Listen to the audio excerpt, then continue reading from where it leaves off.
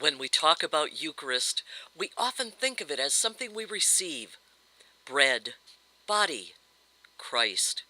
But what if Eucharist is not just what we receive, but how it takes form in us? What if Eucharist has the power to change us into something new? In this video, you will hear the story of Annie, a Catholic worker who resides at St. Joseph's House of Hospitality in Rochester, New York. This is the story of a young woman who is so moved by Christ, by her faith, that her life becomes Eucharist for the people she lives with. I joined the Catholic worker movement with a heart for people and a strong desire to live according to the truth of the Gospels.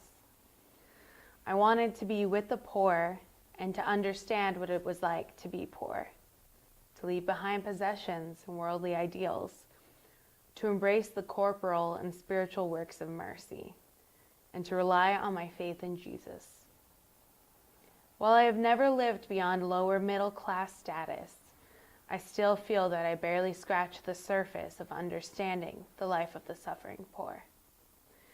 I find myself wondering why I am so drawn to a life of what the world calls poverty.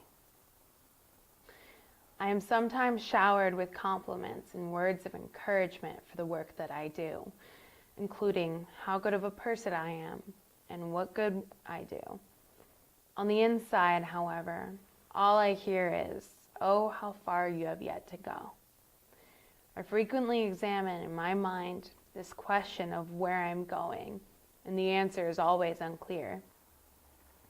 While I continue to step forward, I always feel as though I am able to only see a few inches of light in front of my feet. God chose this life for me, and I chose to answer that call, and it is one that demands that I die to myself. I must leave my old life behind to walk with Christ wherever my faith leads me. It sometimes seems a precarious path to follow, but somehow it is also a simple one.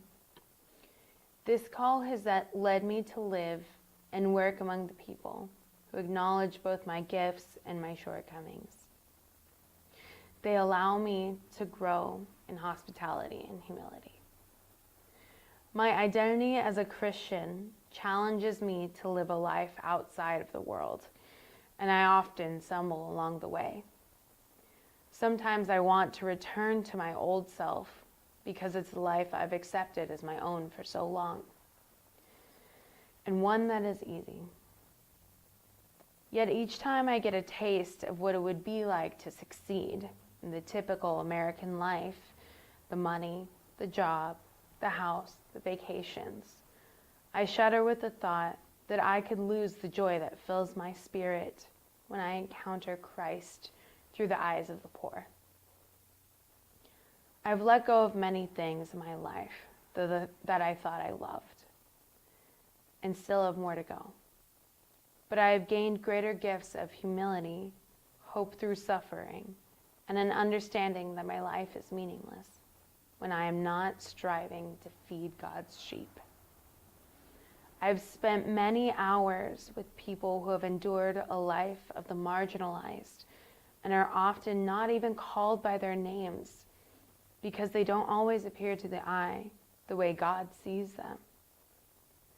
I'm challenged every day to be the person who must seek to understand, to love, and to find delight in every tumultuous and brilliant encounter with the poor. I've been presented with an opportunity through prayer, curiosity, and the pursuit of a deeper faith to look beyond the idea of how I am expected to live my life. I decide each day to be open to the joy of the Gospels, because when I feel the suffering of others along with my own, I must let go to live.